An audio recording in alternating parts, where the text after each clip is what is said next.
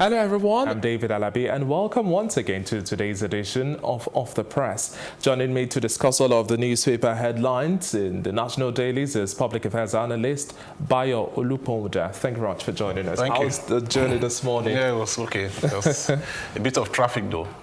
Yeah. Okay, now let's go to the business of the day, starting off with the Punch newspaper. The biggest story here, presidency meets power firms over electricity crisis. Page 25 has details of that, and it says the German government to assist with distribution projects. And we also see a pictorial here, that's the traditional Salah festivity, and we see the Hawan Daushe as part of the activities marking the Eid al-Fitr in Bauchi State, which held yesterday. Quite colorful there.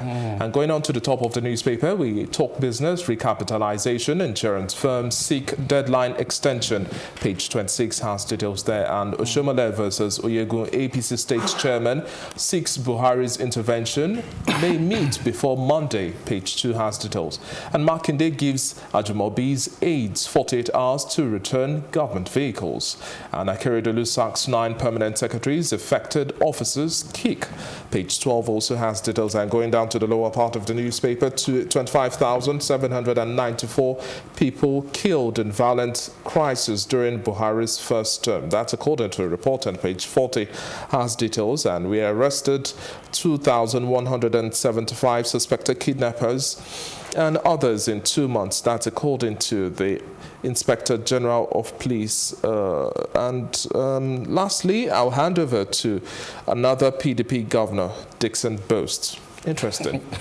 Let's start off with the biggest story of the day. Yes. Now, the presidency meets with power firms over electricity crisis. Is this really a step in the right direction, or it's just lip service? Yeah, that's perhaps the biggest news today for me, really, because the issue of power is connected to everything. I mean, with the economy, with social security, for even the issue of security, the power is very central to all of these. But 5 years after privatization, the story still remains the yes, same. Because the sector is still playing with the old issues. You know, the issue of transmission, gas shortages, metering, theft of electricity, the transmission lines are not enough, they are chaotic. So again, for all of the investors that have come to Nigeria to invest in this project, it's really been a very sad situation for them, really. Let's start with the issue of electricity theft. People are stealing electricity. I mean, I can imagine how much that sector is losing to electricity theft in the last decade that the power sector reform has been put in place. So really, yes, it's good that the presidency is taking steps, to address that issue. I mean, the current minister has really tried a lot to decentralize. The power sector reform actually decentralizes and allows, institutions, companies and all of that. Even Lagos State has a generating capacity on their own. So yes, it's good that that this is happening, really, that the president should meet with all of this to address some of the issues that we have mentioned now.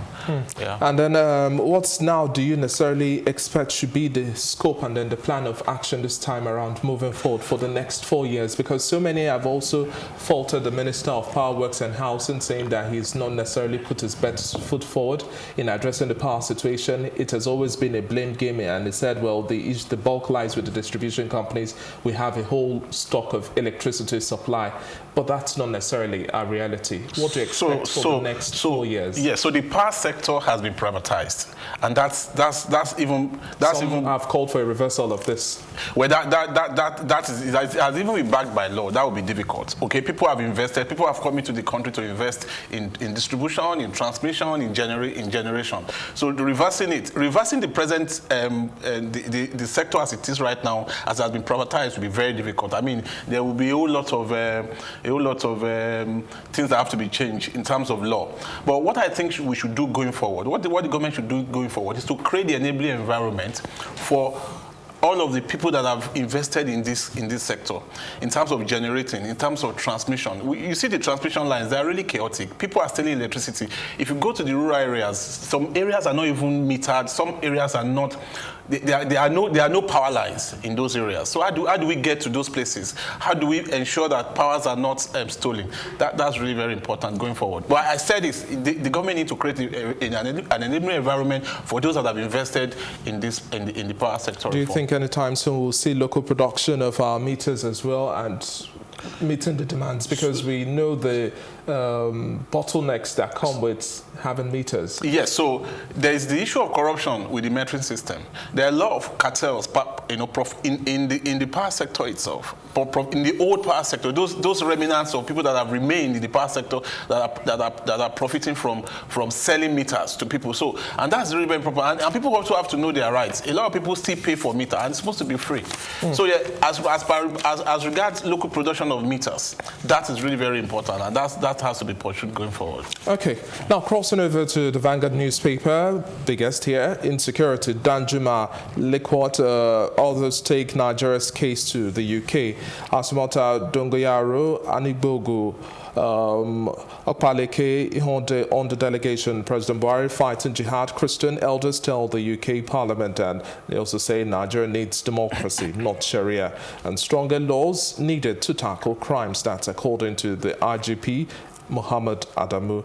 And Deputy Senate leadership, APC yet to zone position to Southwest. That's according to the caucus. They say they've never endorsed anyone for the Speaker's position. That's the PDP House caucus. They're moving on to the top of the newspaper. Why militants put off declaration of Niger Delta Republic, June 1. Page 33 has details. And how decision to prosecute Tinubu at CCT was taken. Ex-AGF Adoke there speaking. And 2019 UTME, no cut-off marks yet, says Jamban. Olawas tool don't allow repeat of 1999 bloodbath, community leaders warn. And operators, shareholders seek technical suspension of Wanda shares. Quite a back and forth there, talking business on page 9. And to the bottom part of the newspaper, security, Okowa Obaseki meeting Asaba chart, common front. And insecurity won't stop rice production. That's according to the farmers. And Buhari Saraki condole with this day managing director over his wife's death. And 28-year-old man stabbed to death in Enugu State for seizing girlfriend's phone. Let's talk about the insecurity situation in the country. Danjuma, Lakewater, and others to take Nigeria's case to the United Kingdom. What do you make of this? Yes, of course. That has its background in the herdsmen crisis, the fear that is being backed by the establishment, that the president is not doing a lot to address this issue.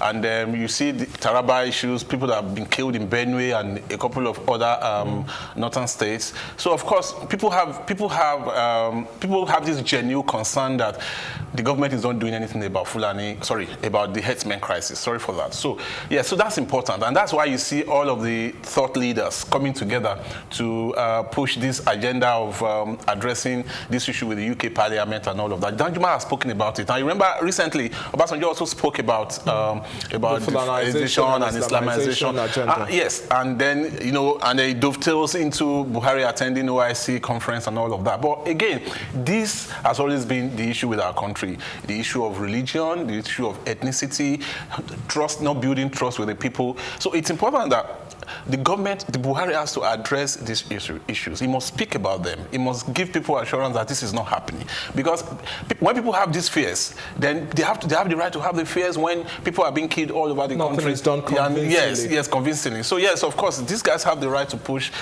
this. Do you think by June 12, hopefully the president will give a speech? Do you think he will touch on this matter? So I hope, in relation to this agenda, yes, just to silence this whole storm so far. Yes, beyond even the June 12th speech, we need to see concrete actions. From the security forces. It's very important. So yes, the June 12th must address this issue of Fulanization and Islamization. But let me tell you something, David. The issue of Islamization is as old as Nigeria. First, Buhari is not the first president to attend OIC. When Babangida moved us into OIC in 1986. I mean, this has always been there. The issue has always been there. So yes, of course, but we need the leadership to tell Nigerians this is a secular state, and we must remain a secular state. Yeah. Okay. Yeah. Hopefully the presidency listens. Now, moving on to this day newspaper. Article weighs options on delay in replacement for Bokachua. May petition National Judicial Council to the top of the newspaper. Bukola Saraki Buhari, others mourn these days MD's wife. She was my friend, companion, critic, lover, and wife of 23 years. That's according to Mr. Eniola Bello there. And World Bank cuts Nigeria's GDP growth forecast to 2.1% for 2019. That's Talking Business on page 8. And with over 300 bills passed, 8 National Assembly adjourns today later to have other matters. Senate passes 319, House 382. Saraki to release books chronicling his stewardship, and kudos knocks for legislature. Details there in page 6, and we see the pictorial here. Akure welcomes Providence Bank. From the left to the right hand side, we can see the Ondo State Governor Rotimi Akeredolu, his wife Betty, the Commissioner for Finance Wale Akintarewa, and then the DG of Akure as well, and other key stakeholders. And we remain solidly behind Gbajabiamila Amila. That's according to the APC. Let's talk about the delay in replacement for Bokachua. Now, we know the back and forth that led to her quitting or taking a step out of the ring. What do you mean? So after she recused herself from the presidential tribunal, it's expected that she was going to nominate someone to replace her, but that has not been done. And Atiku is looking for a way to push, to fast track this process, you know, because of course the... Do you think the stall is intentional? Well, I would also be maybe bureaucratic, you know. Of course, you know how these things are. So of course, and then Atiku, and you remember that also they have 180 days to deliver this judgment, and time is going. That's why I asked. Yes, so it's really very important. So, but I can't say that. I can't bet on it. That would be conspiracy theory.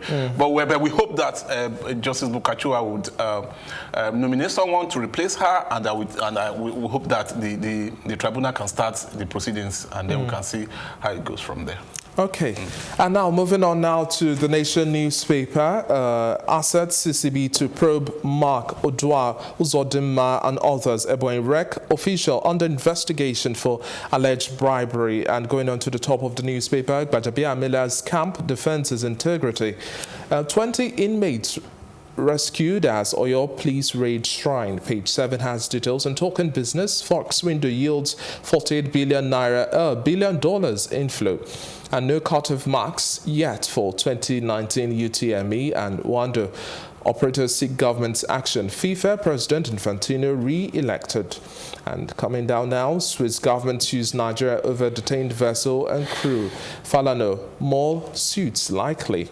And Senate President blocks votes unlikely as PDP senators split. Ndume, Goje, Alkali, Adamant and Lawan unfolds agenda tomorrow. We see the pictorial here, which is significant of the World Environment Day, and that's a dead fish from the water around the community being displayed by protesting indigents in Warri North Council area of Delta State. Quite a sad situation there, and community worried over water, air pollution and health hazards. And police recover 834 arms, 19,009 live ammunition and others in 2 months. Okay, now talking about the CCB to probe Mark Odua and Uzodinma and others. Now we know, for example, Mark had an offshore account with billions of pounds there, and nobody knew anything of that. Yes, I'm even worried that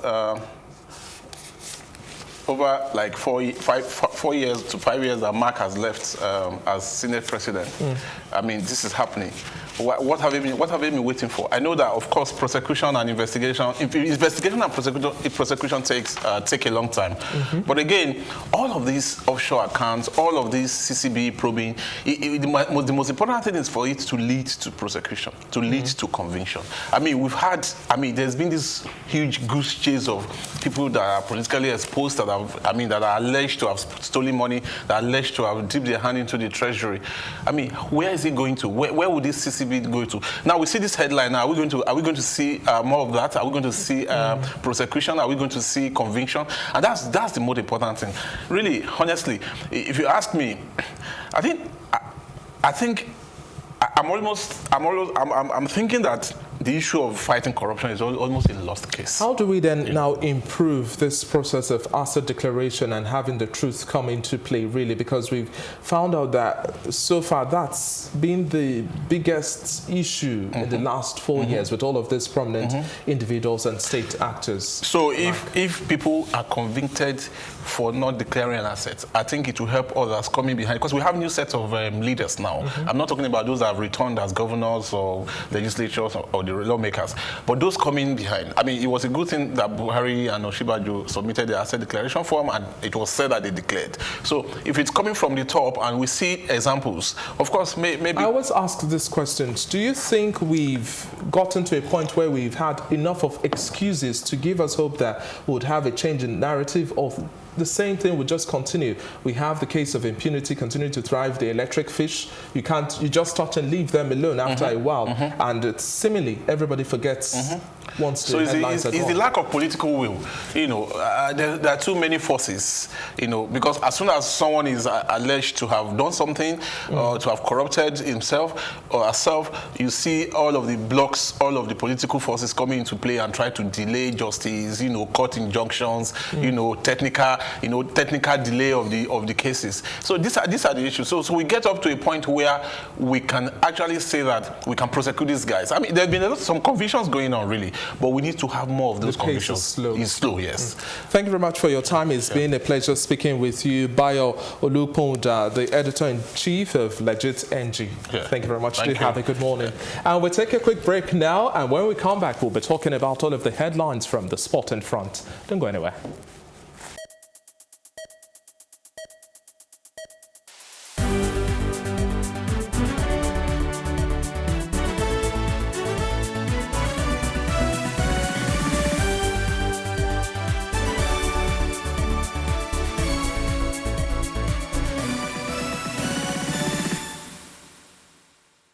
Glad to have you back, and it's just about that time where we talk about sports. Good to have you join us, Samson. Good morning. It's quite an interesting day. We see beautiful headlines here. Okay, now talking about sports now, all of the headlines from Complete Sports. Raw, Nigerians can expect fighting Eagles. Interesting. And transfers. Chelsea demands £100 million for Hazard, or no deal. And United insists Pogba's not for sale. Interesting there. And Atletico joins Sanchez race, and Eriksen hits at real move. Van Dijk wants new Liverpool deal, and Ronaldo rape lawsuit moved to federal court. And Chelsea insists on £5.3 million pounds for Sarri. And Bali tops Conte's transfer wish list, and Musa Iwobi Shehu arrive Eagles campus. 23 Eagles train on Wednesday.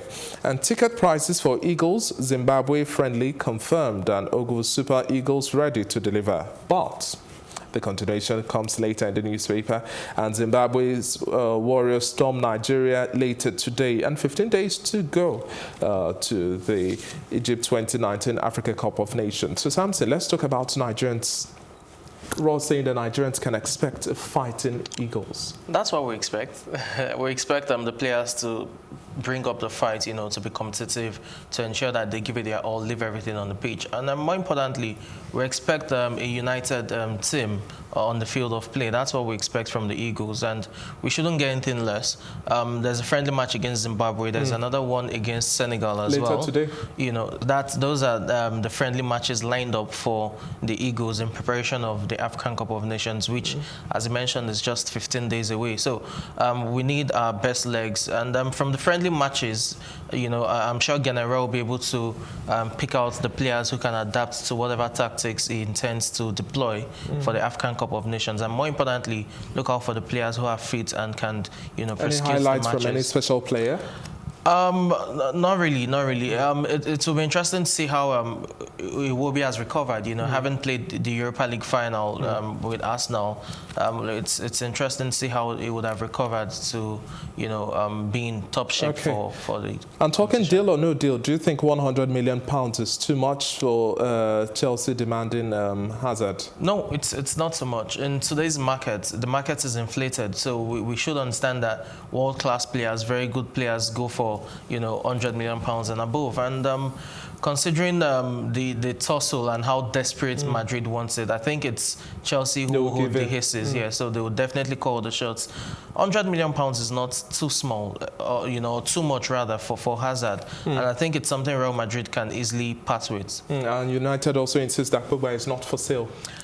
Well, Pogba will likely move. It depends on how far Madrid are willing to negotiate. There are talks of Madrid holding on for £130 million, while United are insisting on 180. That's yet to be seen, but there will probably be a case of players swapping deals as well. Okay, Samson. But as we're rounding up conversations now, let's just look at Atletico also joining the Sanchez race. Just 30 seconds, quickly. Well, Sanchez will leave United. He's had an awful 18 months there, and it's yet to be seen. There's Inter Milan as well with Conte in the mix. We do not know where he's going to land. Okay. Thank you very much for your time, Samson. It's been a pleasure, and hopefully we have an interesting day today with all of the games that Nigeria is going to be playing. Well, this is where we draw the curtain on today's edition of Off the Press. Make sure you stay tuned for other headlines and all of the biggest stories as they live right here on Plus TV Africa.